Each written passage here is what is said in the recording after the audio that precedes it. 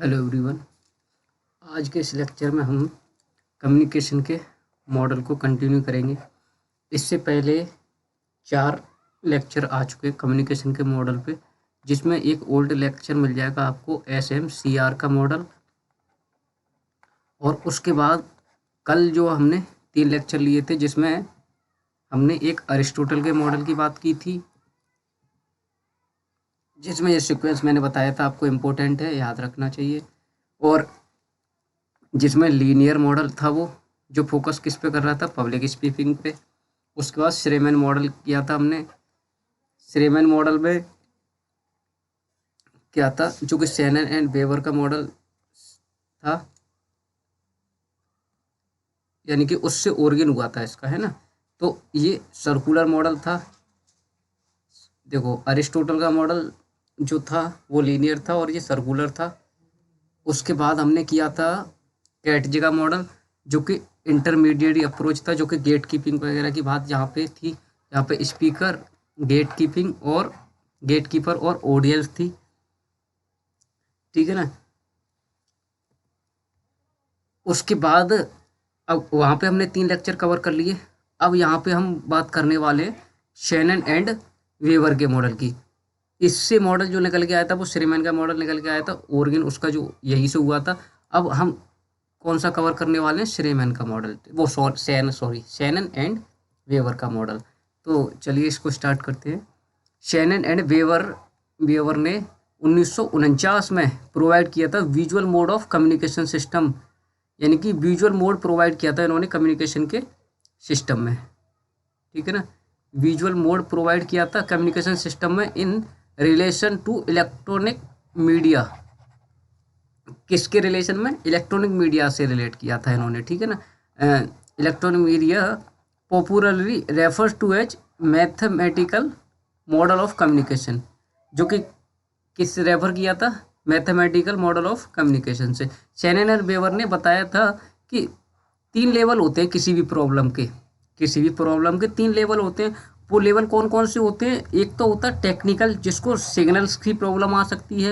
एक होता है सिमेंटिक, जो कि इंटरप्रिटेशन, जब 2 लोग आपस में बात कर रहे हैं उसके इंटरप्रिटेशन, उसके मीनिंग निकालने में, मीनिंग से रिलेटेड, ठीक है ना, लैंग्वेज से रिलेटेड जो जो वो प्रॉब्लम्स आएगी। उसके बाद तीसरा क्या है, इन्फ्लुएंशियल, यानी कि जो इफेक्टिवनेस, यानी कि मैसेज जो है वो अच्छे तरीके से नहीं जो है वो कन्वे हो पा रहा है ना। तो 3 चीज़ों की बात हो गई इसमें। पहला टेक्निकल, जो कि सिग्नल से रिलेट कर सकते हैं, सिमेंटिक इंटरप्रिटेशन से या मीनिंग से रिलेट कर सकते हैं, और इन्फ्लुएंशियल जो कि इफेक्टिवनेस से रिलेट करेगा। अब शैनन एंड वेवर के मॉडल में जो 5 चीज़ें ये आपको याद रखनी है। जहाँ पे सेंडर कौन करेगा, मैसेज को सेंड करेगा, मैसेज को ये सेंड करेगा सेंडर जो होगा, ठीक है ना। सेंड करने के लिए एक एनकोड, यानी कि उसको एनक्रिप्ट करेगा, एक तरीके से ये एनक्रिप्ट करेगा, यहाँ पे लॉक लगा देगा। उसके बाद किसी चैनल के थ्रू वो भेजेगा। अब यहाँ पे कोई भी चैनल हो सकता है, चाहे तो न्यूज़पेपर हो सकता है या फिर कोई और अदर वे यूज कर सकता है, ठीक है ना। जिस चैनल के थ्रू वो मैसेज कर रहा है, चाहे फेसबुक, ट्विटर, कुछ भी हो सकता है, यहाँ पे कुछ भी ले सकते हैं। फिर डिकोडर में क्या है, अब देखो चैनल के बाद आएगा डिकोडर में एक तरीके से ये समझ सकते हो कि मैसेज जो है वो प्राप्तकर्ता के पास पहुंच चुका है। तो यहाँ पे डिकोडर, यानी कि वो उस इनक्रिप्ट जो इसने किया था, एनकोड किया था, वहाँ पे ये डिकोड कर लेगा, यानी कि उसको प्राप्त कर लेगा और उसका एक तरीके से मैसेज को ओपन कर लेगा, समझने की बात यहाँ पे की जाएगी, ठीक है ना। उसके बाद रिसीवर आएगा, रिसीवर के बाद नॉइस का कंसेप्ट आएगा। तो ये याद रखना है आपको कि शैनन एंड वेवर के मॉडल में ये सीक्वेंस भी काफ़ी इंपॉर्टेंस रखता है, जो कि पहले सेंडर आएगा, फिर एनकोडर आएगा, sender, encoding, channel, decoder, receiver, और लास्ट में नॉइस का कंसेप्ट दिया था इन्होंने, ठीक है ना। तो ये सीक्वेंस शैनन एंड वेवर के हिसाब से इंपॉर्टेंट है। अब उसके हिसाब से देखो, यहाँ पे देखते हैं इंफॉर्मेशन सोर्स होगा एक, वहाँ पे ट्रांसमीटर जो मैसेज को ट्रांसमिट करेगा, यानी कि सामने वाले से कन्वे करेगा मैसेज को। देन उसके बाद रिसीवर आ जाएगा जो मैसेज को प्राप्त करेगा।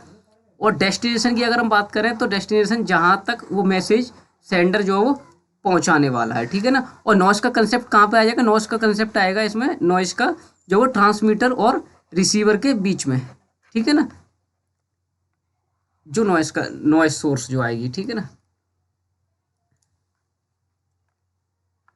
अब देखो, through the model attempt to explain the process of communication further it is a linear. अब देखो, अरिस्टोटल का मॉडल भी लीनियर था, और अगर हम बात करें इस मॉडल की जो कि शेनन और वेवर का, ये भी लीनियर मॉडल है, जो कि वन वे कम्युनिकेशन है, वन वे कम्युनिकेशन मॉडल है, without any empathise on feedback. कहने का मतलब क्या हुआ, जैसे कि हमने मान लो सामने वाले से कोई मैसेज सेंड किया, सामने वाले को मैसेज सेंड किया, हमने सेंड कर दिया मैसेज, उसके फीडबैक की हम इंपॉर्टेंस नहीं समझ रहे, उसके फीडबैक लेने की हमें ज़रूरत नहीं है।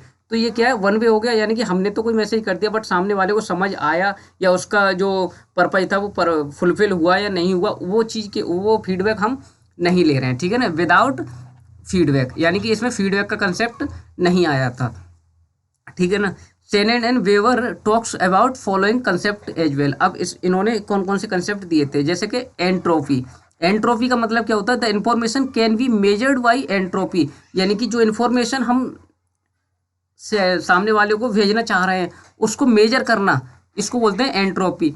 1 degree of freedom of choice, select message, यानी कि फ्रीडम ऑफ चॉइस, जहाँ पे हम मैसेज को सेलेक्ट करेंगे। The ratio of the actual to the maximum entropy is called relative entropy. Entropy का मतलब क्या हो गया कि इन्फॉर्मेशन को मेजर कर रहे थे, मेजर कर रहे थे इन्फॉर्मेशन को, और डिसएग्री किसको करेंगे, हम डिसएग्री करेंगे freedom of choice, select a message, यानी कि उसको हम डिसएग्री करेंगे, ठीक है ना। एंट्रोपी में ये था।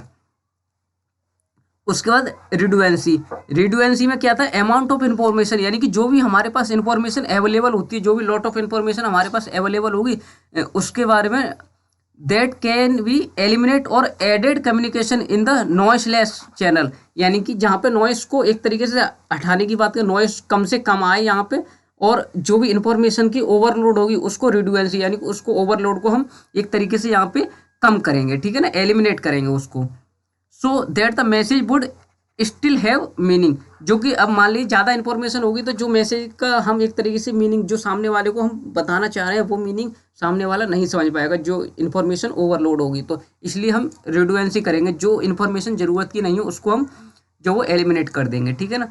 चैनल कैपेसिटी भी इसके लिए जो है वो महत्वपूर्ण होगी, कि द अमाउंट ऑफ इन्फॉर्मेशन, जो भी इन्फॉर्मेशन हम सामने वाले को भेजना चाह रहे हैं, that can be transmitted per unit of time, यानी कि समय के हिसाब से इन्फॉर्मेशन होगी। Beyond optimum level of information would be lead to error, यानी कि जो इन्फॉर्मेशन हम भेज रहे हैं वो चैनल की कैपेसिटी पे भी डिपेंड करती है, ठीक है ना, चैनल की कैपेसिटी पे भी डिपेंड करती है, यानी कि कैसी इन्फॉर्मेशन हो, किस चैनल के द्वारा हम सामने वाले को कन्वे करना चाह रहे हैं वो चीज़, ठीक है ना। तो इस मॉडल में इतना ही था। आई होप मॉडल आपको अच्छे से समझ आया होगा। Thank you so much.